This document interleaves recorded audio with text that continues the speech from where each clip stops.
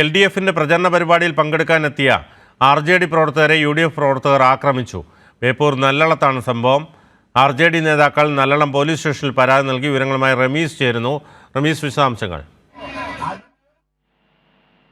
ബിനു, ഇന്ന് ഉച്ചയോടെ RJD നേതാക്കൾ LDFന്റെ പ്രചരണ പരിപാടികളിൽ പങ്കെടുക്കുന്നതിനായി ബേപ്പൂർ നല്ലളത്തെത്തിയപ്പോഴാണ് UDFന്റെ പ്രവർത്തകർ ചേർന്ന് RJDയുടെ നേതാക്കളുടെ വാഹനം തടയുകയും ആക്രമിക്കുകയും ചെയ്തത്.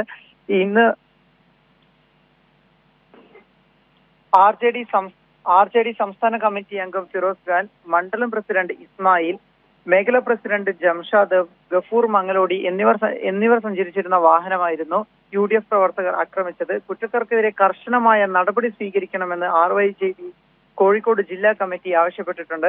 RJD നേതാക്കൾ നല്ലളം പോലീസ് സ്റ്റേഷനിൽ ഇത് സംബന്ധിച്ച് പരാതിയും നൽകിയിട്ടുണ്ട്.